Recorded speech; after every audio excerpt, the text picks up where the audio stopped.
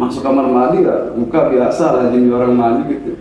Untungnya baru pakai Sampo nggak ke ini, nggak ketutup. itu tiba-tiba nggak tahu masuk itu bukanya namanya ini kan nggak ketutup ini kan, waduh ini apa punggung saya gitu kan, nggak tahu ini udah masuk 2 orang ya udah kan udah bagan ditonjokin gitu. Iya, mana posisi lagi apa telanjang ya kan, waduh.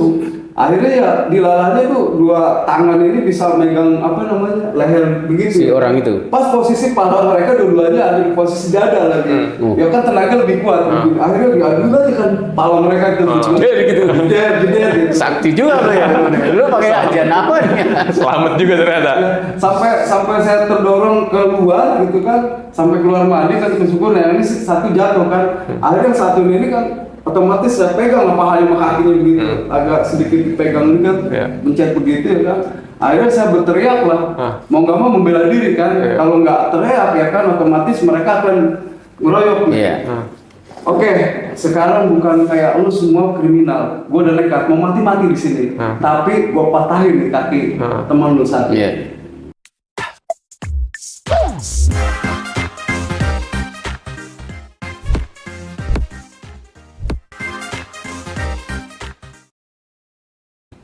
Assalamualaikum warahmatullahi wabarakatuh. Apa kabar pejuang? Ketemu lagi dengan saya Muhammad Kozin Amirullah di podcast pejuang, podcastnya para pejuang. Nah, kali ini saya ditemani dengan sosok-sosok pejuang dari Kampung Bayam. Yang pertama ada Bang Furkon, ya, tokoh Kampung Bayam.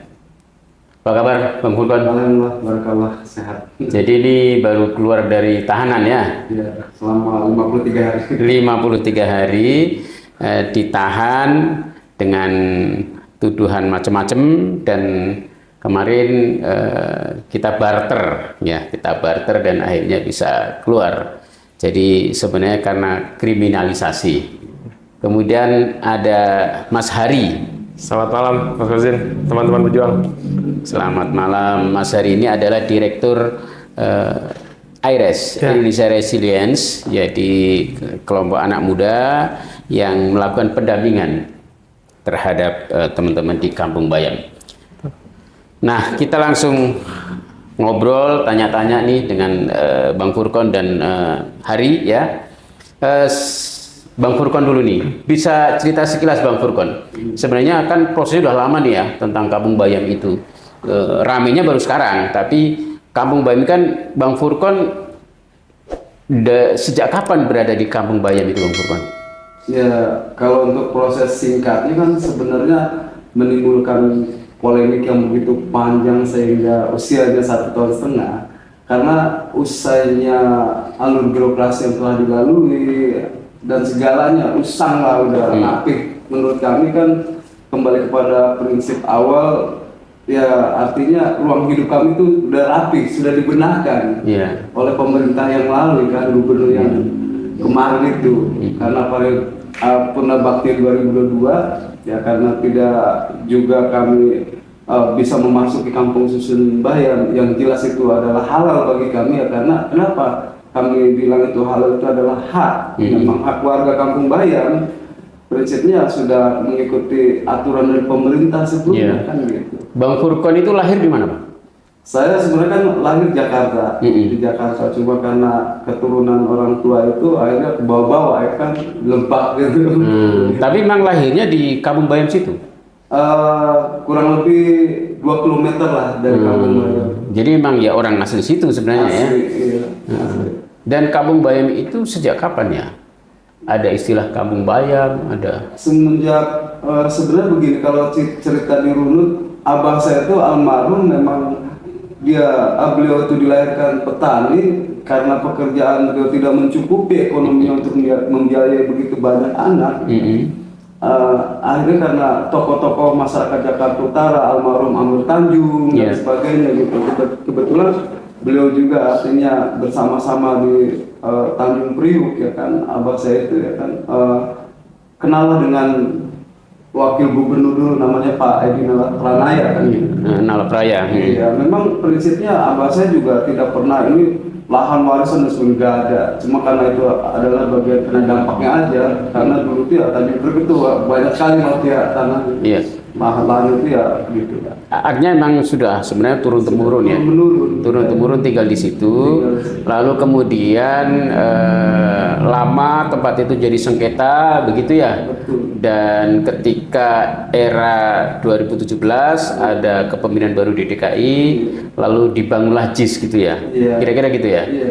Di saat pembangunan JIS itulah kemudian teman-teman membuat kesepakatan ya dengan Pemprov DKI. Ya, kita memohon kepada Pemprov DKI karena di 2008 itu ya jelas pemerintah yang lalu itu ya jelas kami itu nggak mendapatkan perhatian sebagai Itu 2008. 2008 sampai akhir 2016 itu ya, Jadi teman-teman selalu mengalami penekanan. iya, penekanan, bahkan kebun kami itu dipenuhi sampah kan sampai gahar lah ya kan di kampung kami itu ada gubuk-gubuk liar. Kenapa nggak konsep pertaniannya nggak pernah diabaikan lah. Iya. Makanya satu jalan ya pada saat itu kami pemerintahan baru. Iya. Siapa tahu ini adalah pemerintah yang bijaksana. Iya. Jadi waktu itu memang menjelang 2017 memang teman-teman memang punya kesadaran ya bahwa ini pemerintah baru, kita harus bergening, harus membuat kesepakatan gitu ya. Iya, harus akhirnya kita membuat proposal dan sebagainya kan. Ya, alhamdulillah ya rahmat Allah Subhanahu wa taala kita ya dapatlah pintu terbuka buat kita. Iya, Gubernur baru Anies Baswedan waktu itu. Ya memang pasti gubernurnya juga memang legowo gitu, dapat mau menerima rakyat gitu. Mau ya artinya mau berunding dengan rakyat gitu. Iya. Nah, sehingga waktu itu dibuatlah semacam kesepakatan gitu ya. Mendapatkan kesepakatan. Kesepakatannya itu garis besarnya gimana Mas Furqan? Ya garis besarnya kita cerita pangkas di 2018 kita nggak sadar bahwasannya beliau itu gubernur yang datang setelah kita komunikasi terus kan dengan para relawan dan pendamping itu untuk menjembatani ke kantor gubernur gitu. Ya saya pikir di jembatan kok mudah banget gitu.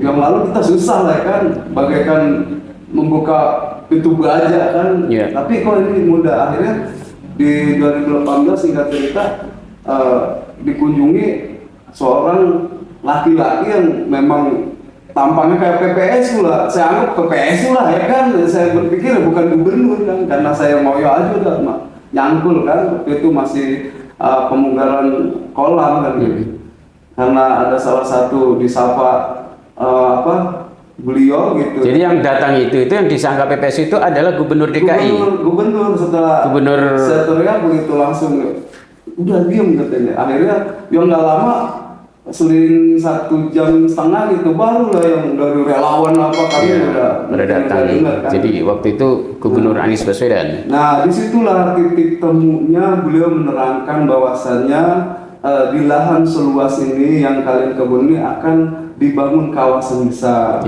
Namun di sini juga ada para petani. Mudah-mudahan ini juga menjadi orang-orang yang akan besar dan bersanding di stadion yang akan dibangun kawasan besar ini. Jadi jelaskan beliau itu akan dibangun taraf internasional lah Jakarta, Stadion Jakarta International Stadium. Bahkan itu juga ditulis sama beliau ya kan, pokoknya ada lah faktanya gitu. Dari penyampaian prakartanya sampai tulisannya pun beliau tinggalkan gitu. Jadi kita nggak mengada-ngada, memang apa adanya yang disampaikan beliau sebagai gubernur kepada masyarakatnya gitu. Nah akhirnya ya seling waktu telah berlalu itu kami diminta keinginannya seperti apa sih gitu. Memang prinsipnya kalau jadi diajak bicara ya. Kami kan orang awam masyarakat, nggak tahu desain, nggak tahu gambar, yang tahu jelas macul dia kan. Nah dan banyak jual udah kan. Nah suruh bikin gambar terus bikin proposal kata pendamping gitu. Ya udah bikin proposal kemana apa. Kita buat proposal rumah deret konsepnya, rumah deret ya kan. Yang penting nggak hilangkan perkebunannya itu. Nah kurang lebih ada sebulan kayaknya untuk menyampai ke tahun 2019 gitu. Jadi menjelang 2019 ya. Ya, kita dipanggil lah dengan tim pendamping pada saat itu. Ya, saya sebagai masyarakat kecil ya kan yang nggak pernah minjem ke kantor gubernur di ruangannya khusus ya kan dibawa oleh pendamping ya bangga banget gitu kan. Ya seumur hidup lah baru kali gitu kita bisa bertemu langsung di meja kerjanya beliau. Apa yang penyampaian beliau gitu. Jadi proposal yang kami sampaikan sederhana, yang akan dibangun tapi tidak mirip gitu. Ada beberapa opsi kebun jelas, rute jalan awal warga tidak dihilangkan. Nah, lalu paling tidak akan divertikalkan bagaimana? Dibangun ke atas. Iya, ya kami setuju lah karena perkebunan terutama itu sebagai ladang mengais rezeki kami nggak hilang kan gitu. Nah, ya boleh di cross check yang sekarang di Jakarta International Stadium dari gerbang Kampung Susun Bayam itu jalan warga, jelas nggak hilang. Ya betul kata beliau, nggak mirip ya kan? Tapi ya gimana sederhana lah gitu kan, nggak mirip tapi ya inilah gitu. Nah, cuma hanya divertikalkan gitu, kebunnya masih ada. Nah, setelah dipertanyakan oleh pendamping itu dari 11,8 hektar itu ya ada beberapa persennya untuk kewajiban penghijauan, yaitu yang akan menjadi lokasi pertanian. Bahkan malah kita diminta juga keinginannya kamarnya seperti apa, balkonnya seperti apa gitu. Ya tim pendamping malah makin suka kan gitu. Ya, karena warga ini sama aja sekolah gitu ya. Nah, akhirnya kita siang malam ya sibuk begitu kan. Ya buruan mas buruan warga semua gitu sampai kita gambarkan semuanya. Makanya hal terkait setelah diresmikannya itu mendapat kesulitan itu kami kaget gitu. Kok seperti ini? Kebijakan dulu lancar-lancar aja, tidak ada masalah gitu, kok setelah diresmikan ya halal lah buat kami kan, kok jadi timbul masalah. Sebentar, kan tadi ada proses pembangunan JIS dan pembangunan yang vertikal union. Kan itu ketika proses pembangunan kan teman-teman nggak mungkin dong tinggal di situ.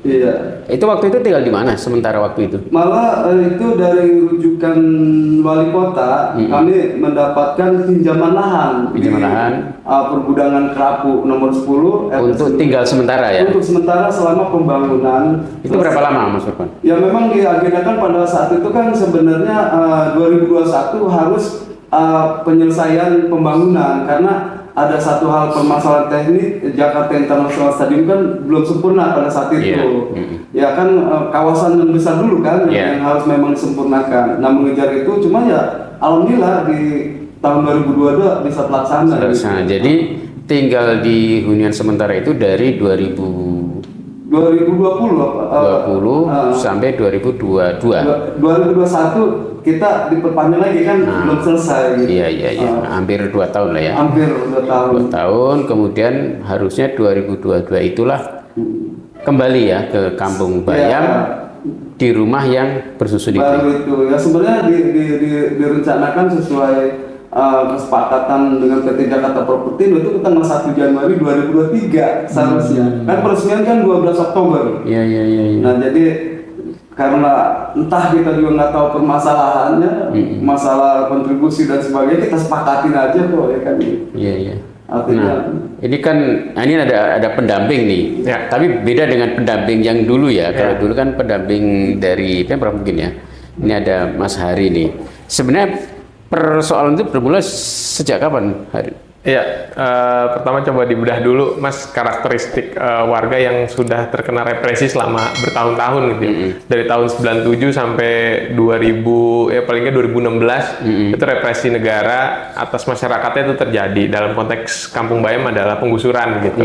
Yang memang secara bertahun-tahun itu dirasakan oleh warga. Dan di 2017 warga coba membangun perspektif politik gitu dengan membangun kontrak politik gitu ya. Ini satu temuan yang menarik sebenarnya. Kalau misalkan hari ini warga marginal katakanlah karena sering tergusur gitu dan menempati kampung kota, ini sebenarnya punya kekuatan, punya power. Dan power itu digunakanlah oleh warga Kampung Bayam sebagai bagian dari untuk kontrak politik. Yang memang kontrak politik dalam kebijakan politik itu sah-sah saja gitu. Selagi dia masih linear dan tidak menentang prinsip-prinsip konstitusi. Ini jadi penting untuk dimaknai untuk setiap warga negara sebenarnya penting. Warga yang lemah ini justru harus berpolitik supaya punya bargaining. Betul Mas. Dan waktu itu dilakukan oleh teman-teman Kampung Bayam. Betul, itu dilakukan oleh Kampung Bayam. Kalau teori politiknya itu teori mobilisasi sebenarnya. yang memang dilakukan, dan pada prosesnya juga dilakukan secara partisipatif sebenarnya dan kolaboratif gitu. Kalau dengar cerita warga Kampung Bayam kan diajak bicara konteks arsitektur yang mau seperti apa, bahkan pintu dan jendela juga dibicarakan sama begitu lewat musyawarah. Ini kan sebenarnya salah satu itikat pembangunan kota sebenarnya yang memang itu harus dilakukan oleh pemerintah manapun. Karena dengan membangun secara partisipatif kita tahu kebutuhan warga. Nah, program ini kan di Jakarta bukan hanya Kampung Bayam sebenarnya kan? Iya, banyak kalau konteks Jakarta ada Kampung Akuarium, Kampung Kunir, dan yang menarik lagi temuan kampung ini sebenarnya baru di Jakarta yang merekognisi dalam tanda kutip. Ya, kalau pemerintah yang dulu melihat kampung kota itu sebagai entitas yang kumuh, yang harus diberantas lah kira-kira kayak gitu. Nah, makanya menarik karena gini. Kenapa di Jakarta itu akhirnya dapat pemimpin yang waktu itu berhatiin rakyat kecil? Karena rakyatnya juga berpolitik. Berpolitik, betul Mas. Jadi memang rakyat kecil itu harus berpolitik. Mau nggak mau harus seperti itu. Karena supaya dia diperhatikan ya. Betul. Karena dengan masyarakat berkolektif dan berpolitik, ini akan mendorong politik will yang punya keberpihakan terhadap dirinya masyarakat. Maka dari itu penting untuk melakukan pengorganisiran tuh di tingkat-tingkat masyarakat yang memang hari ini mendapat represi dari negara. Nah, permasalahan ini muncul ketika prosesnya sudah selesai sebenarnya. Kalau melihat proses hukumnya itu sudah berjalan, masyarakat sepakat untuk dipindahkan sementara dan kembali lagi ketika bangunannya sudah jadi, itu sudah berjalan. Cuma terlihatnya ini ada pemahaman yang tidak menyeluruh yang didapatkan oleh Jakpro maupun padahal ini PJ Gubernur. Karena mungkin teman-teman membacanya secara politis, tapi kalau dari Aires melihatnya justru kayaknya PJ Gubernur dan Jakpro ini kurang paham dengan pembangunan kampung kota sebenarnya. Terlepas dari ada urusan politik itu variabel lain. Tapi yang paling penting ini bagaimana pemerintah itu sebenarnya harusnya melihat secara kontekstual kebutuhan warga. Nah, ini yang nggak dilihat. Kalau kita melihat kan di sini sebenarnya masyarakat Kampung Bayam sudah terorganisasi dalam bentuk koperasi, terus dalam bentuk kelompok tani. Ini yang harusnya diberi kepercayaan. Kalau hasil analisa kami melihat proses kebijakannya, ini terlihat bahwa dalam pembangunan kampung susun Bayam ini punya standarisasi yang beda karena pembangunannya dilakukan oleh Jakpro. Yang kalau dilakukan oleh PU itu ada standar-standarnya yang kayaknya lebih bagus kampung susun Bayam. Nah, ini yang jadi polemik sebenarnya di tubuh Jakpro sendiri gitu. Semestinya ini ada intervensi dari pemerintah provinsi, dalam hal ini PJ, di mana PJ harus meneruskan dan melanjutkan agenda yang dilakukan oleh gubernur sebelumnya, itu Anies Baswedan. Ini yang nggak dilakukan. Alasannya sebenarnya kurang menarik dan nggak tepat sasaran gitu. Ketika alasannya adalah pembangunan JIS dan pembangunan pendukung yaitu Kampung Susun Bayam ini terlalu mahal dan ini harus dikembalikan. Urusan mengembalikan modal dalam pembangunan kampung susun itu bukan diserahkan ke warga, tapi itu urusan negara gitu, dengan instrumen badan usahanya gitu. Kenapa harus melibatkan masyarakat di situ? Sederhananya ketika korporasi-korporasi besar coba mengambil konsensi, itu negara agak mudah melepaskannya. Tapi ketika masyarakat rakyat kecil, negara punya banyak alasan. Benar, banyak sekali alasan. Bahkan solusi-solusi yang ditawarkan itu di luar nalar sebenarnya. Membuat kampung susun baru, misalkan Heru Budi bilang gitu, Kampung Bayam akan kita buatkan rumah susun baru. Kenapa yang gak memanfaatkan yang ada? Yang bikin barunya lebih mahal lagi. Ini yang sulit dirasionalisasi. Dan hari ini akhirnya pola-pola pengusirannya itu dilakukan secara represi lewat kriminalisasi dan pengosongan paksa lewat aparat. Kemarin itulah yang diserbu. Tanggal 21 Mei itu ada kepolisian, ada TNI, ada Satpol PP, polisi yang non berseragam gitu, dan pengamanan dari JIS. Ini kan bentuk kekuatan berlebih yang dilakukan aparat untuk melawan masyarakatnya sendiri. Ini yang sungguh kami sayangkan sebenarnya. Nah, Mas Furqon, tadi kan idealnya itu 1 per 1 Januari 2023 itu kan teman-teman harusnya sudah masuk nih Ya kan tinggal di Kampung Bayam, pindah dari Huntara, hunian sementara ke Kampung Bayam. Ya, itu kan jarak 2 bulan dari peresmian. Peresmian kan bulan Oktober ya. Gubernur Anies Baswedan selesai, kemudian dilanjutkan oleh PJ, November, Desember, Januari itu harusnya sudah masuk. Nah itu kok sampai sekarang tidak bisa masuk? Ya, sebenarnya yang menjadi ujung tombak polemik itu di bulan Desember itu selesai kita rapat di ruangan serbaguna di Kelurahan Papango itu, Jekpro sendiri mengarahkan bahwasannya kontribusi yang seharusnya dibayar oleh warga selama masa transisi 6 bulan PT Jakarta Property itu 1.800.000. Namun kemungkinan sudah dirapatkan kesepakatan oleh para pimpinan PT Jakarta Property itu menjadi 750. Nah di situ kami tawar kepada PT Jakarta Property di rapat di ruangan serbaguna Kelurahan Papango itu kisaran 600 per bulan. Nah terkait singkat cerita hasil dari penawaran atau negosiasi antara warga dengan PT Jakarta Property itu berlanjut kepada agenda pembekalan akhir. Nah di situ kita juga dibuatkan namanya registrasi akhir lah kan terkait Kampung Susun Bayam yang akan dihuni pada tanggal 1 Januari 2023. Nah di situ terlaksanalah pada tanggal 28 sebelum kita membuat draft kesepakatan pada saat itu masih ada kantor PT Jakarta Property di sebelah timur, nggak jauh dari lokasi Kampung Susun Bayam. Nah kita diminta cross check dulu dari instalasi listrik, instalasi air, bahkan saluran air, terus di situ juga ada persapan air gitu ya kan. Nah itu dipertanyakan kembali pada kami sebagai warga. Nah terus karena prinsipnya nanti gedung Kampung Susun Bayam itu akan dikelola oleh koperasi warga Kampung Bayam, karena memang awalnya sudah dibuatkan koperasi sudah ada ya. Sudah ada koperasi Kampung Bayam Maju Bersama pada saat itu. Nah akhirnya seling selesai makan siang berlanjut ke jam 2 sekitar jam 3 kami masuk ke ruangan.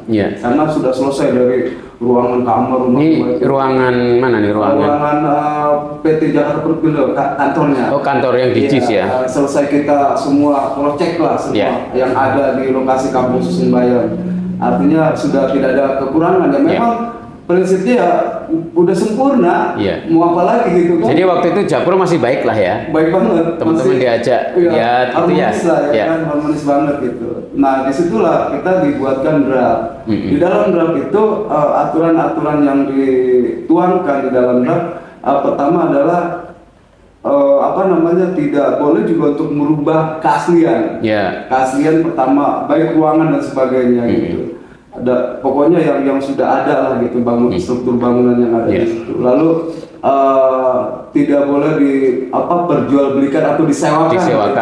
Pokoknya di situ. Artinya nanti adapun nanti penambahan jemuran dan sebagainya gitu nanti bisa dikonfirmasikan dengan koperasi dan PT Jakarta Property selama masa transisi. Nah lalu warga sesuai penawaran sebelum agenda hari itu diterapkan juga bahwasannya warga diminta buktinya sudah sepakat dong ya kami berikan kesepakatan warga karena kelompok kami itu adalah 50 kakak kan yang hunian sementara. Nah ini loh di atas materai mereka sepakat masa transisi PT Jakarta Propertindo maka kami sanggup untuk membayar kontribusi selama 6 bulan per bulannya 600.000. Itu dituangkan juga di dalam draft. Ini kan dari 700 ditawar jadi 600 kan gitu.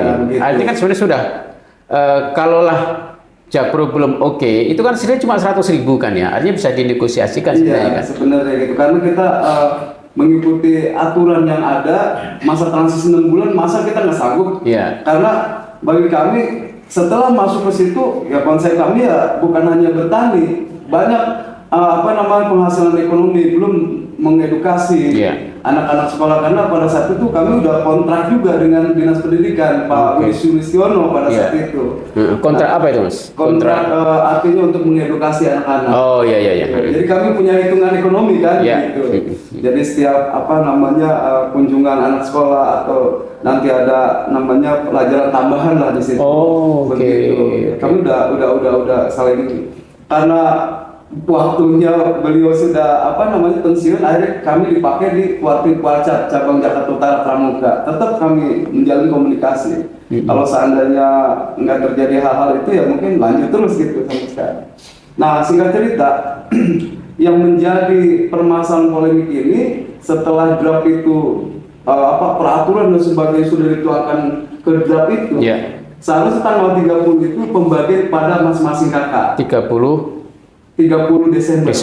30 Desember itu seharusnya sudah dipegang masing-masing kakak dan ditandatangani di atas materai sebagai bukti, alat bukti dasar hukum itu kesepakatan yang dibuat bersama, baik dengan warga dan PT Jakarta Propertindo. Nah, karena dari tanggal 30 tanggal 1 kurang lebih saya lupa tanggalnya, mempertanyakan salah satu, karena yang mendampingi agenda akhir itu kan IPSI dan Pak Erpian dan Pak Hikmat Mantayat itu. Nah, kami tanya kepada IPSI itu ya kan, terus Bang, ini karena libur panjang tahun baru ya kan, ya akhirnya kami mengalah dulu lah ya kan, karena masuk akal sih gitu.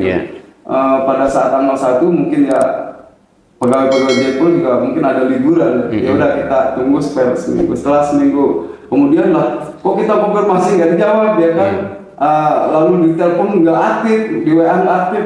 Ya mau nggak mau kita buat agenda minggu kedepannya baru kita ke kantor Jakpro. Jadi sepertinya di peralihan tahun inilah Jakpro mulai berubah pikiran kali ya, mulai mempersulit teman-teman ya. Dari tahapan seminggu ya kan, masih ada komunikasi, seminggu lagi nggak ada, sampai 2 minggu, sebulan nggak ada. Ya akhirnya pada titik klimaknya di tanggal 8 atau 7 bulan Maret, kayaknya tanggal 7 kita konfirmasi lah. Akhirnya ketemulah dengan siapa, IPSI itu. Nah, malah merujuk kepada seolah-olah permasalahan individual gitu. Bang Burkon coba tolong kondisikan warganya, dia bilang gitu. Kalau Bang Burkon nggak percaya ya jaminannya jabatan saya di PT Jakarta Propertindo. Ya saya singkat jawabnya di situ, ini bukan urusan masalah antara Bang Ipsi dengan saya, ini bukan masalah individual, ini tentang kehidupan masyarakat yang menunggu, yang merindukan dari selesainya diresmikan ini, belum nggak ada kabar. Seharusnya Bang Ipsi dan yang berkepentingan di PT Jakarta Propertindo, ayo musyawarahkan warga. Ini kan berarti awal-awal tahun itu Jakpro sudah nggak ada keberpihakan nih. Itu waktu itu sudah ada penggantian ini belum hari ya di Jakpro itu? Biasanya kan ada udah. Pejabat, direktur. Waktu itu pergantian pejabatnya di sekitar bulan Desember kalau nggak salah. Yang direktur sekarang tuh Pak Iwan Takwin, November-Desember lah, kira-kira itu. Dan itu yang mau kita temuin sebenarnya di awal-awal, Mas, supaya kita coba negosiasi dulu lah, musyawarah dulu lah. Titiknya ini bisa kita ambil nggak equilibriumnya gitu ya, di tengahnya. Yang mana warga juga nggak sehari 2 hari gitu menantikan rumahnya gitu. Dan ide, tenaga, materi yang keluar itu juga ada gitu. Jadi Jakpro dan Pemprov harusnya memfasilitasi itu. Tapi waktu sudah berjalan, udah cukup lama, hampir 3 bulan kalau nggak salah dari proses tahun baru itu. Akhirnya diagendakan 11 Maret gitu ya. Yang memang tadinya mau ketemu juga, ternyata tidak ada pertemuan begitu. Dibatalkan begitu saja, yang akhirnya warga bersepakat untuk kalau misalkan kita nggak dilihat, ya udah kita masukin aja, itu hak kita kok. Dalam konteks ini masuk ke KSB gitu, karena merasa itu adalah hak warga. Halal kalau KSB itu adalah Kampung Susun Bayam. Nah, jadi supaya audiens juga paham ya. Teman-teman biasa menyebut KSB, Kampung Susun Bayam. Nah, jadi teman-teman nggak pernah sampai bisa ketemu direkturnya? Nggak pernah sampai ketemu direktur. Ketika kita sudah masuk di KSB pun, itu yang menyapa warga tuh justru malah pegawai-pegawai yang memang tidak bisa mengambil keputusan. Jadi percuma juga kita ketemu pegawai yang tidak bisa mengambil keputusan. Jadi memang sudah ada indikasi ya di akhir tahun 2022 itu terjadi penggantian. Tentu kan ini atas instruksi dari Pemprov dong. Ya betul. kan, sebagai owner atau pemilik saham terbesar Jakpro kan. Iya. Berarti kan dari pimpinan Pemprov ya kan itu merombak nih struktur Jakpro yang kemudian direktur barunya namanya Iwan siapa itu? Iwan Takwin. Yang Takwin itu, dan akhirnya pasti ke bawahnya juga berubah kan gitu. Betul. Yang akhirnya menjadikan semacam lost track ini kan. Lost communication gitu. Kemudian berubah yang tadinya Jakpro komunikatif menjadi tidak komunikatif. Dan akhirnya puncaknya adalah ketika kemarin itu ya. Iya. Terus dari 13 Maret sampai kemarin tuh bentuk intimidasinya sebenarnya banyak Mas yang dilakukan, tapi lewat pengamanan satpam. Jadi memang fokusnya ini memecah horizontal gitu. Yang memang satpam juga dalam kuasa relasi kerjanya juga dia nggak berdaya sebenarnya. Jadi hanya disuruh saja gitu. Nah, ini yang nggak pernah selesai. Saya ingat juga sama warga waktu itu pasca warga masuk ke Kampung Susun Bayam, kami pernah ke Jakarta Propertindo waktu itu. Karena kita butuh kepastian gitu ya, warga butuh kepastian untuk segera menempati rumahnya dan menerima kunci. Jadi kan ini karena nggak ada ketidakpastian dari Jakpro, akhirnya warga berinisiatif melakukan squatting ya. Squatting, betul. Pendudukan di situ kan gitu. Karena sudah merasa itu haknya kan. Iya, betul. Nah, itu tanggal berapa waktu itu ya? 13 Maret. 13 Maret ya.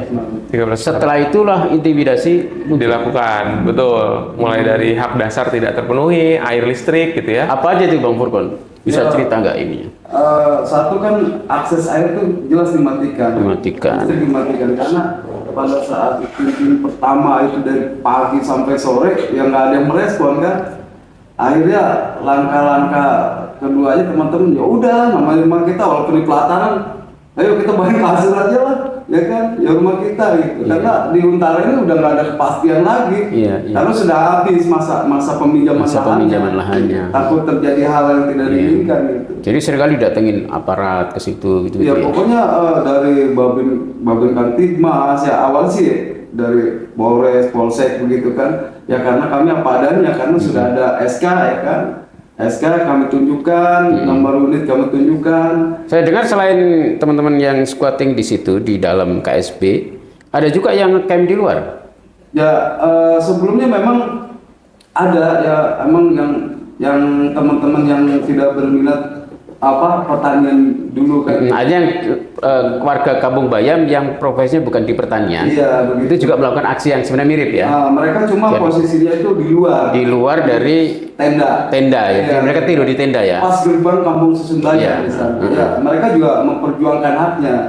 Wajar lah dengan pantas. Cuma beda perjuangannya, kami langsung menduduki yang satunya dalam, ya kan? Dekat situ kan. Iya, mereka di luar gitu. Iya. Dan sama-sama Jakpro tidak pernah menghiraukan ya, tidak merespon. Udah ada yang merespon pun kan. Jadi artinya kita ya tadi itu kata Bang Hari bilang ya, paling kita datangnya security yang tidak berkepentingan ya kan, macam Babin Kantibmas nggak tahu sebenarnya permasalahannya. Hanya sebagai pengamanan. Iya, mereka itu kan Maret 2023. Artinya kemudian sampai dengan kemarin teman-teman dipaksa keluar dengan intimidasi 21 Mei.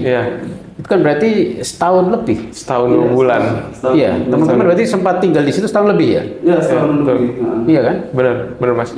Dulu dari pelataran akhirnya karena di atas Kampung Susun ini ternyata pintunya nggak dikunci, ya itu warga juga pada masuk. Gitu. Nah itu di bulan November tanggal 29 kami yakinkan naik karena mau tidak mau sebagai kepala rumah tangga, kami kepala keluarga itu harus menyelamatkan anak gitu. Dan istri kalau sekarang itu pengen denger lagi, rindu gitu. Kalau setiap pagi kan, wah anakku serata makan karena dapur dijadikan satu Bang. Dapur umum. Iya, dapur umum gitu. Oh, jadi waktu belum naik. Iya, masih di pelataran. Iya, sebelum tanggal 9. Itu berarti berapa lama ada pakai konsep dapur umum? Dari Maret ke November. Kan November. Tanggal 29. Yang lebih seru lagi karena kami berpikir harus naik ke atas itu ya. Satu memang secara kebetulan itu mungkin dari peresmian itu pintu itu kan jadi kunci kan gitu. Nah itu kalau hujan tampias ya bang, tampias ke dalam itu kan, Iya. Pelataran. Itu tinggal di emperan Di berbulan-bulan. emperan kurang lebih 8 bulan, 7 bulan, 8 bulan. Mas. harus royo-royo lah gulung kasur, Iya. gitu kan. Itu kan maksudnya di situ ada keluarga, apa Iya. gitu. Ya, Gimana? dempet aja. Saya kebayang privasinya ya. Ya, begitu. Udah nggak ada privasi dulu Mas. Itu dari Maret sampai November itu kan waktu yang panjang. Kok seharusnya dari bawahan Jayapura bisa melaporkan ke dirutnya atau Iya, dirutnya iya. bisa Iya. komunikasi Dan dengan- itu tidak ada satupun pejabat Ya, Jayapura ada. maupun Pemprov yang datang Iya, untuk sama mengkonfirmasi. sekali. Ya, ada. Ya, artinya kami mengklaim itu adalah pendamparan ya kan. Iya. Didamparkanlah kami kan. Baru setelah November 2023 teman-teman mulai masuk karena Mereka tidak dikunci. Baru mulai itu sampai dengan kemarin Tanggal 21. 21 Mei itu. Dan sebelum terjadi tanggal 21 itu pengusiran paksa, alur cerita di tanggal 9 Desember karena akses listrik dan air kita nggak diberikan, kan di depan itu ada proyek baru. Ya. Kita juga nggak paham lah kok bisa ada proyek baru, ternyata itu kan JPO. Ya, proyek yang jalan jembatan. penyeberangan itu ya. Betul. Nah, kan biasanya kita dulu nggak asing lah pembangunan lapangan stadion juga kan ada karyawan yang banyak kan gitu, dan camp di sana kan gitu. Iya. Camp di sana otomatis itu ada sumber air. Iya. Karena posisinya kita untuk menemui Jayapura yang berkepentingan juga nggak bisa, ya akhirnya kita meminta izin untuk memakai air kepada orang proyek itu. Nggak Iya. salah itu namanya Pak Didi lah, pimpinan mandornya gitu. Iya. Ya cuma menyatakan prihatin aja ya bang, kita izinkan, tapi Bang Purko juga harus dan dengan warga bisa saling sadar lah, karena Iya. kalau anak buah kami ya, proyek ini mandi kan juga harus tunggu juga, warga Iya. tunggu juga. Nah itu mendapatkan izin. Nah kok tiba-tiba kita selesai proyek itu selesai ya kan, otomatis kan air dimatikan tuh. Iya. Air dimatikan tiba-tiba dalam waktu 3 minggu kalau nggak salah, hampir sebulan itu kok geruduk polisi itu langsung membawa alat bukti selangnya selang proyek, pipa paralel dari orang proyek. Jadi ya kami kena getahnya lah ya kan Ya. gitu. Mereka yang dapat nangkanya ya kan kita kena getahnya, dijadikan alat Bukti waktu itu untuk nangkep Iya korban. belum, pemanggilan dulu. Pemanggilan. Pemanggilan terus ada beberapa tahapan, 3 tahapan. Ya menurut saya karena udah detail kan diterangkan. Memang pada tanggal 9 Desember itu cukup haru juga. Kita didatangi, kita berikan keterangan maksudnya ke polisi. Tanggal 9 itu kurang pukul 9 hampir setengah 10 malam, berbondong-bondong sejumlah 3 sampai 40 security dan ada perwakilan dari PT Jakarta Propertindo. Nah kita nggak sadar itu memprediksi karena ya kita kan namanya polos. Ini kabel dari mana ya warga punya, listrik dari mana ya genset ya patungan. Itu pun pakepis kalau udah mati ya cukup 4 jam nyala ya udah gelap-gelapan gitu. Kalau mereka tahu di cross check semua kan gitu, air dari mana ya itu. Ada salah satu yang security JPO itu ya sempat menyaksikan gitu. Nah setelah saya panggil juga, ini saya minta izin namanya, oh betul Pak, diterangkan juga padahal. Ya, jadi Jakpro ini menggunakan barang-barang yang sebenarnya bekas punya proyek untuk menjadi alat bukti kriminal dan untuk mengkriminalisasikan teman-teman ya. Iya, Gitu. warga ya. Warga ya. Itu. Jadi menjadi laporan itu sehingga warga diponis memakai atau maling nggak? Ya, Pencurian air. Jadi emang cerdik betul itu ya para pejabat Jakpro itu ya. Dari situ setelah selesai diberikan keterangan oleh kepolisian ya, karena kita didampingi oleh juga teman-teman dari yang memahami hukum, artinya kuasa hukum, mulai pemanggilan pertama lagi ya saya konfirmasi kan, karena awam ya tukang biasa ngebut campur tahu hukum kan. Akhirnya kita tanya, Bang gimana ini?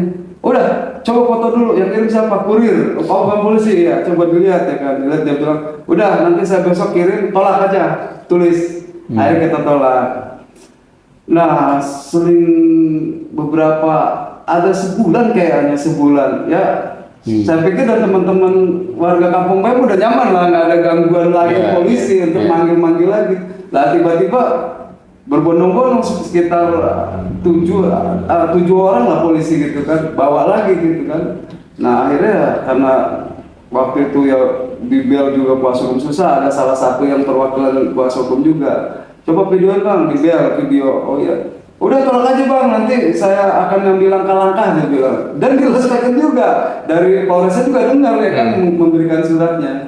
Yaudah, saya pikir aman lah, tanda tangan, udah selesai, ya udah selesai. Saya pikir udah nggak ada masalah kan, itu namanya awam kan. Ya, udah bang, udah tenang aja. Orang abang tuh prediksi nggak salah kok. Masyarakat minta apa namanya penanganan dari pemerintah kok, pemerintah mengabaikan, bukan kriminal kok. Abang gimana keterangannya? Ya udah, saya jelas keterangan itu bahwasanya memakai air juga kita kalau tanpa izin dari proyek itu ya nggak bakal mungkin kita pakai, kan? Karena apa? Ya terbentur kita perizinannya. Jangankan kita minta izin ke apa namanya security jakpro ya kan, ya pimpinannya susah gitu, otomatis apalagi lebih galak securitynya kan, karena menjaga kawasan gitu. Ya kami pikir sebagai warga ya aman-aman aja. Tiba-tiba sebelum Idul Fitri 2 minggu, saya kaget ya kan, karena sudah lama ke hunian sementara, dan emang sebelumnya malam itu firasat sama Bang Yusron ngobrol. Waktu itu memang ada Bang Hari kesibukan lah ya kan, saya ngobrol lah dengan Bang Yusron. Bang, saya kayaknya kok nggak enak banget nih. Saya besok mau kontak dulu ya bang, ke nengok ya kan. Lagian di sana juga masih apa ayam, bebek itu masih ditinggal di sana gitu. Ya udah, akhirnya saya pagi ke sana sambil apa nguburit lah ya kan, menunggu buka puasa.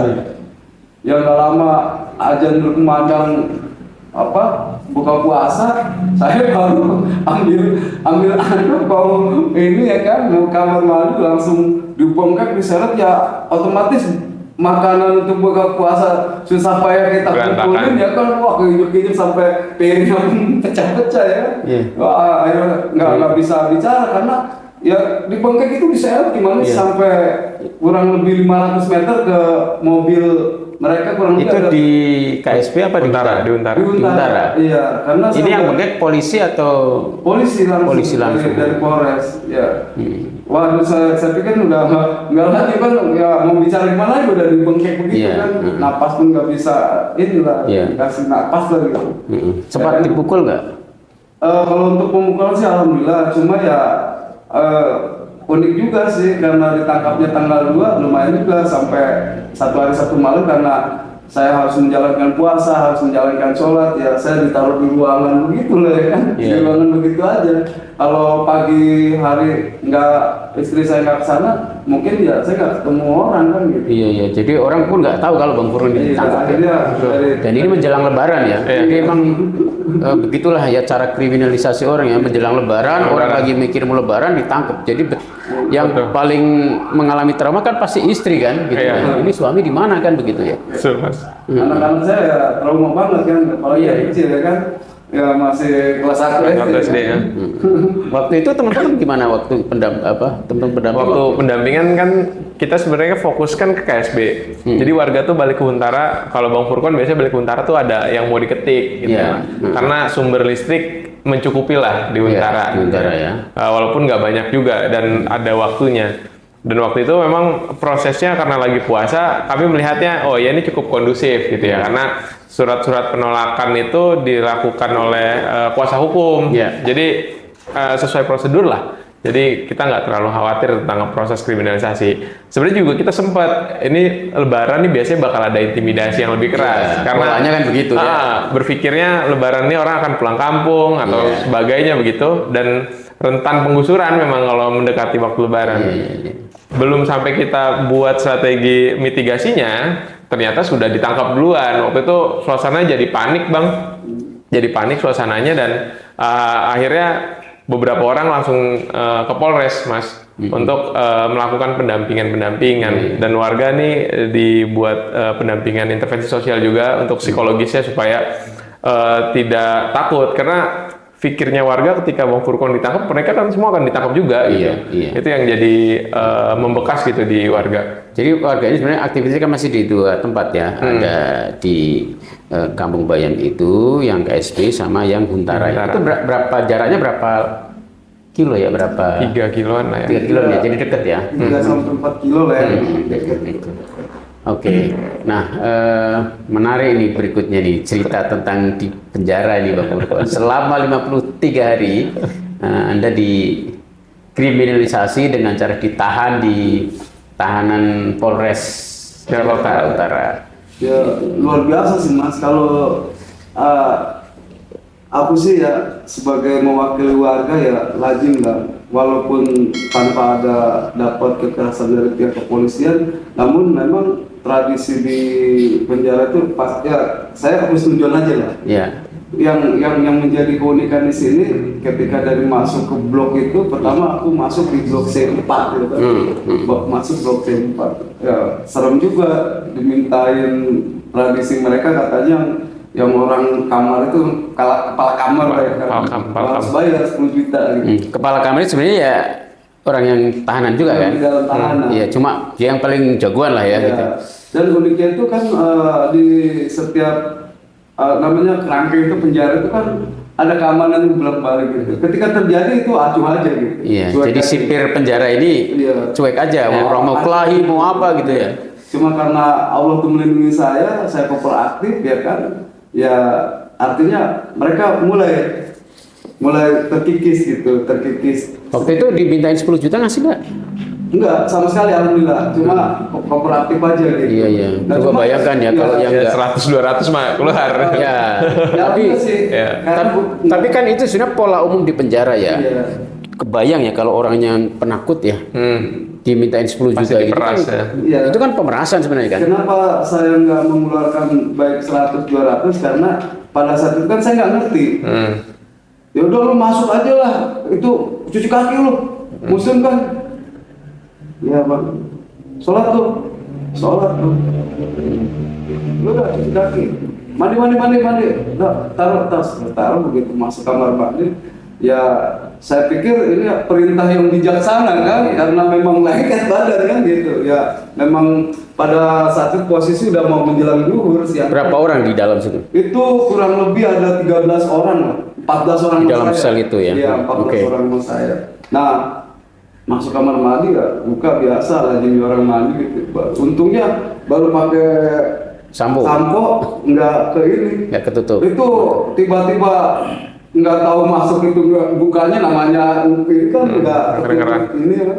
Bantu ini apa punggung saya gitu kan, nggak tahu ini udah masuk 2 orang, ya udah kan udah bagan ditonjokin gitu. Iya, mana posisi lagi apa Telanjang, ya kan nggak, waduh, akhirnya ya dilalahnya tuh 2 tangan ini bisa megang apa namanya leher begitu Si orang itu. pas posisi paha mereka dua-duanya ada di posisi dada lagi. Ya kan tenaga lebih kuat, akhirnya diadu aja kan pala mereka itu Gede gitu. gede gitu. Sakti juga lo ya. Lu pakai ajian apa nih? Selamat juga ternyata. Ya, sampai saya terdorong keluar gitu kan, sampai keluar mandi kan, bersyukur yang ini satu jatuh kan, akhirnya yang satu ini kan otomatis saya pegang lah pahanya sama kakinya begitu, agak sedikit dipegang kan, mencet begitu ya kan. Akhirnya saya berteriak lah, mau nggak mau membela diri kan. Kalau nggak teriak ya kan otomatis mereka akan ngeroyok. Iya.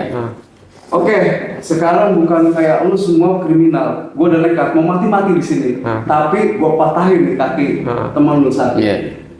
Artinya bisa bergerak posisi lah, walaupun spontan gitu kan, bisa bergerak posisi gitu. Iya, lu ngancem balik kan. Akhirnya yang bro udah tenang. Mungkin udah kelihatan juga gitu ya, emang keluar darah juga sempat kan gitu. Ini diantemin sama Iya, diantem gaduin pala gitu kan. Bro, paham gua. Ya, gua percaya lah bro. Oke. Ya, orang prio dilawan. ya gua dari bad boy, gua tinggal di sana di Rorotan, dia bilang. Ya lumayan juga kasusnya begal kan. Iya. Waduh, pembacokan ya. Waduh, begitu juga kan baru sadar gue.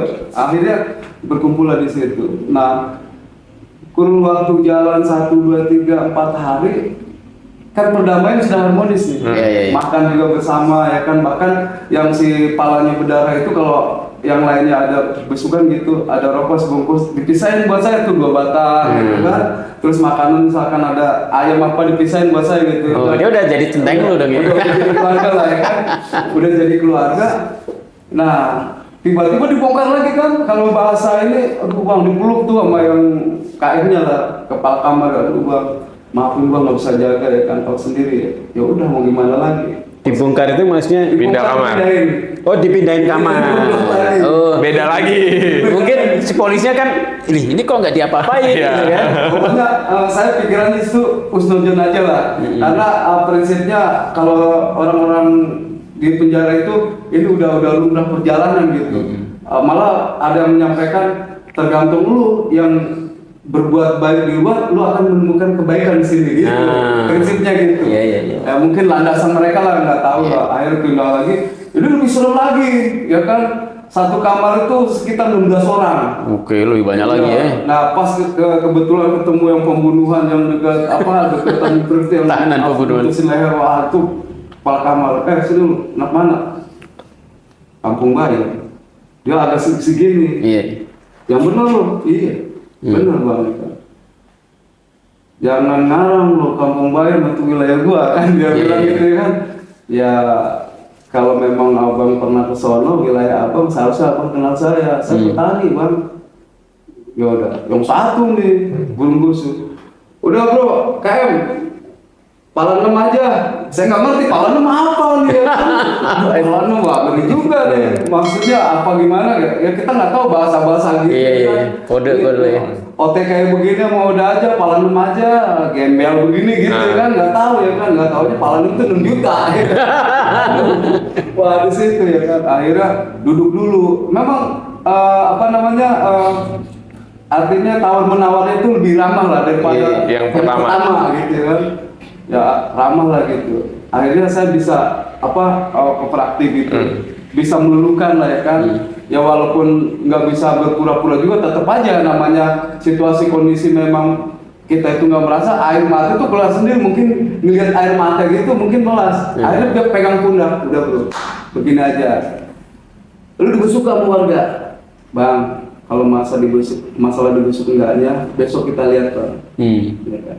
Besok lu lihat, yaudah. Lu cukup penuhin makan teman-teman nih 15 orang ini ya kita bareng-bareng. Enggak, gua harus pastian mencukupi bang. Tahu sendiri saya di kampung Susimbayung itu juga makan juga dapur umum bersama. Nah kan bisa digunakan nama lu katanya. Ada pusing lagi kan.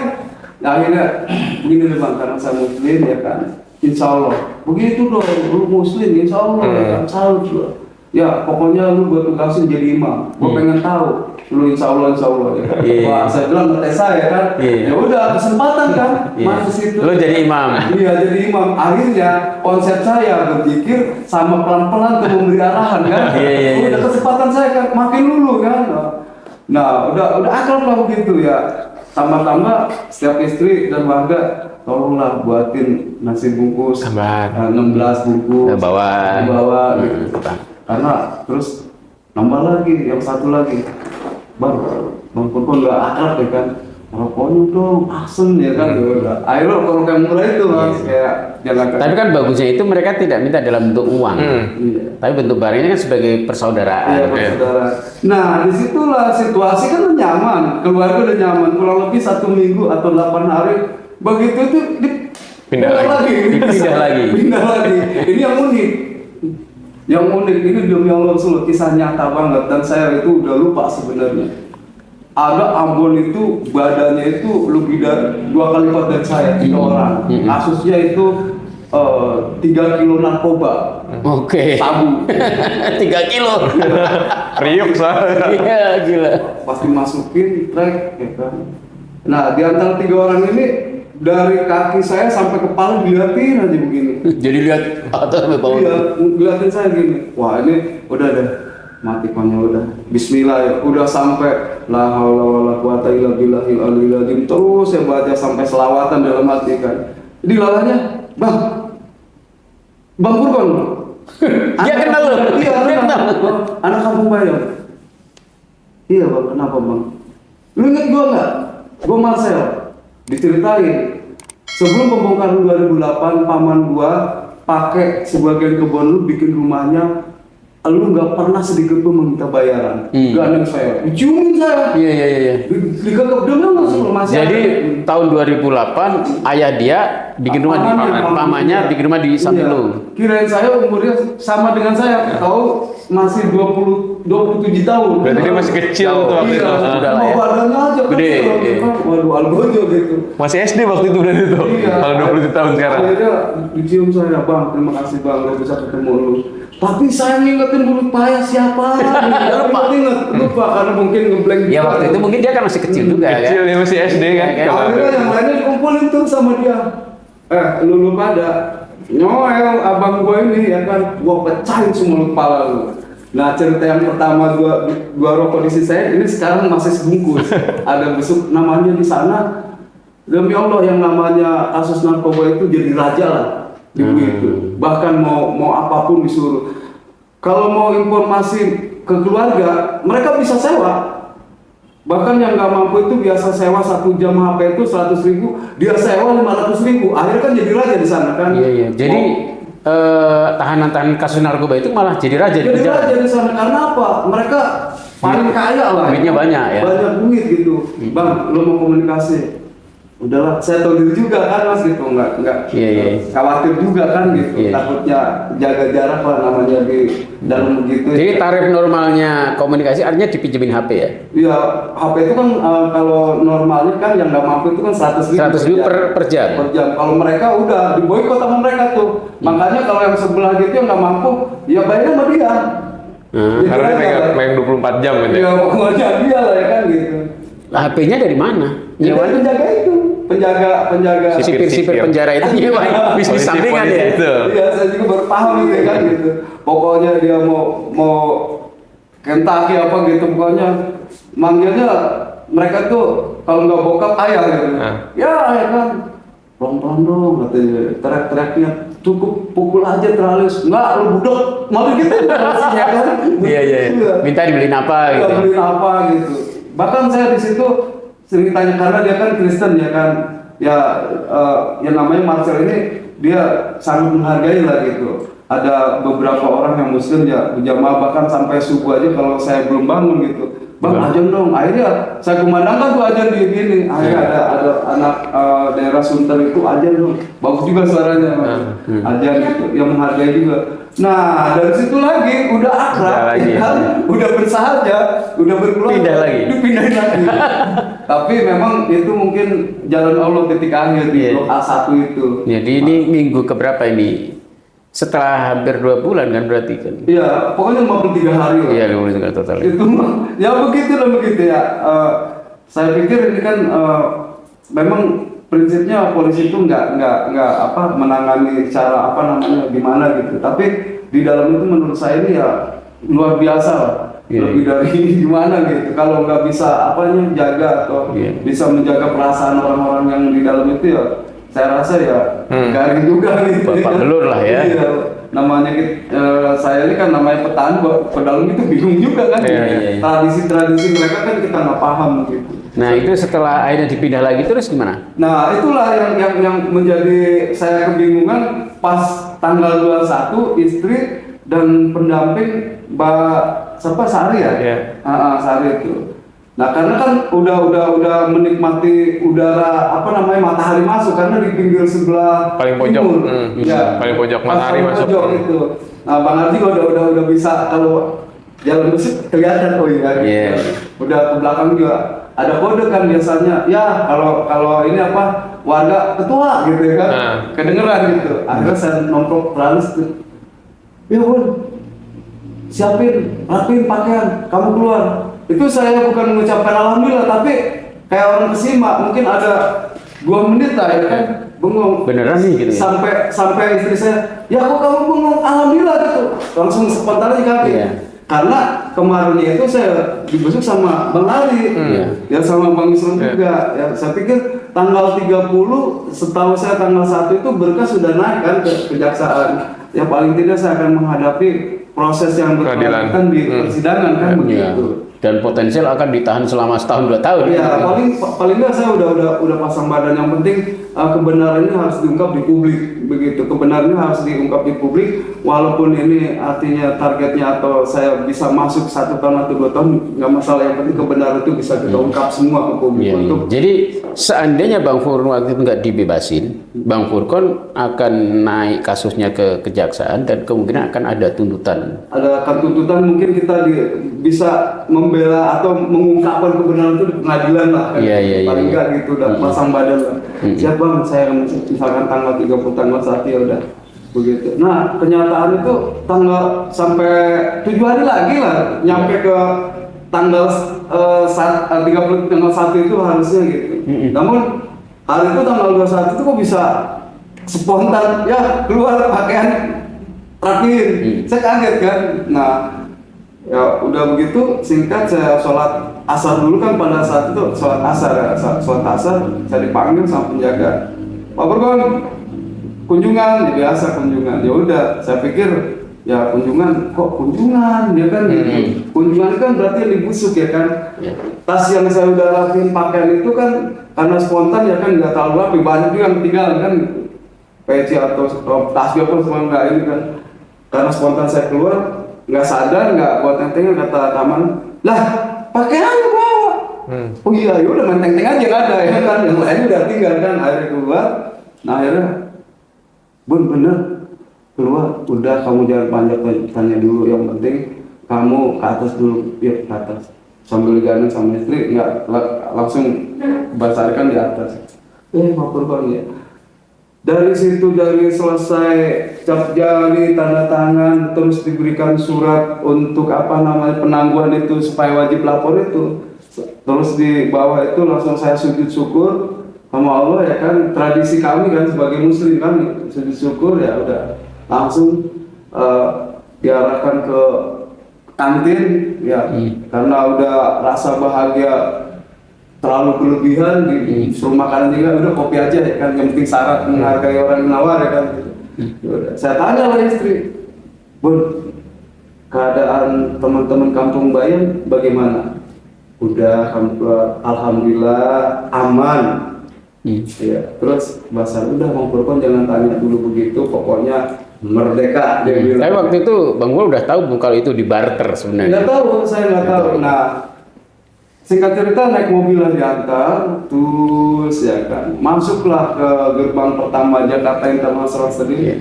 Bun, kok ada Pol PP, ada Pol PP juga, ada tentara. Saya tanya kan, karena masih jauh ke pelataran Kampung Bayan. Itu ngawal kamu, menyambut kamu keluar dari penjara. Kan kamu tokoh nasional. Waduh, saya gembira kan. Pas jarak udah masuk mau ke ini, kan ada pagar itu intimidasi.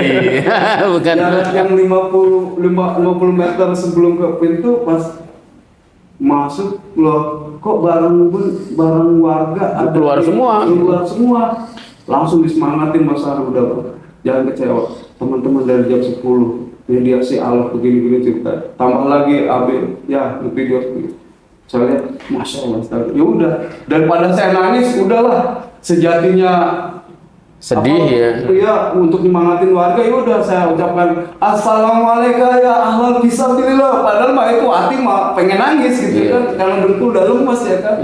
Dilihatin pendamping istri udahlah, yang penting aduh mau gimana lagi. Ternyata ya itu hasil dari mediasi ya sebagai tawanan dibarter kan. Warga bersedia pindah sementara ke hunian sementara dengan syarat Bang Furkon dibebaskan gitu. Itulah sampai di sini ceritanya ya. Nanti ada cerita berikutnya, tapi ibarat kalau film itu ya klimaksnya di situ ya. Nah, jadi setelah itu kemudian akhirnya warga pindah ke Huntara sementara, Furkon dibebaskan dan tentu tim hukum masih tim hukum pendamping ya masih terus bekerja untuk memastikan teman-teman Kampung Bayam bisa dapat haknya. Dan seperti yang kemarin teman-teman lihat yang viral di berbagai sosial media itu, bahwa hak Kampung Bayam, warga Kampung Bayam sampai sekarang setidaknya sampai siaran ini belum terpenuhi. Mereka masih harus tinggal di hunian sementara dan tentu kita masih menunggu keadilan. Ada lagi Bang Furqon, Hari yang mau disampaikan? Ya, prosesnya sekarang sedang berjalan sampai disiarkan ini sekarang sedang dilakukan mediasi oleh Komnas HAM. Jadi memang perlu dukungan teman-teman dari segala penjuru pejuang nih untuk mengkampanyekan isu Kampung Bayam, karena ini jadi catatan gitu ketika Kampung Bayam ini terusik dan proses ini terus dilakukan, potensi ke depan negara akan melakukan proses represif, penggusuran dan lain-lain. Jadi kita harus memitigasi diri lah, kira-kira begitu. Ya, jadi sebenarnya ini bukan hanya soal 50 kakak atau sekian ratus kakak warga Kampung Bayam yang kemudian terusir, tapi sesungguhnya impact-nya lebih besar. Ya. Impact-nya terhadap bangsa Indonesia.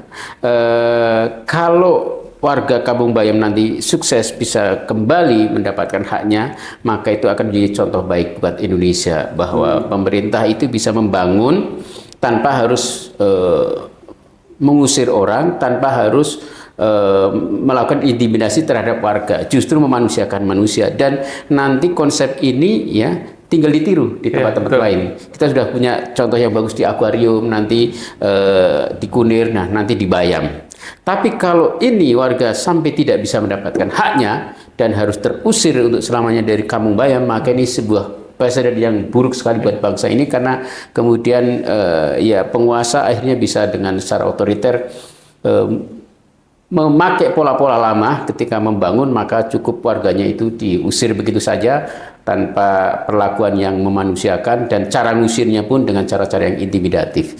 Dan ini akan menjadi presiden buruk buat bangsa ini. Bang Furqon, mungkin ada lagi? Ya, cukup. Yang terpenting adalah bagaimana kami sejak dari awal itu adalah ibarat contoh ini, kami adalah sampah yang sudah didaur ulang, sudah diperbaiki kehidupannya ya, untuk pejabat atau pemerintah yang sekarang ini harusnya melihat apa upaya-upaya warga atau pemerintah-pemerintah yang dulu telah memperhatikan masyarakat, artinya kaum marginal ini sudah diperbaiki ya. Tolong jangan sampai malah lebih tidak baik lagi, malah mundur lagi ya. Dan akhirnya kita sampai di penghujung, teman-teman para pejuang semua, dan kita sangat banyak mendapatkan ilmu, pengalaman, dan juga hikmah-hikmah kehidupan. Dan akhirnya kita tutup dengan salam pejuang bukan Hadapi.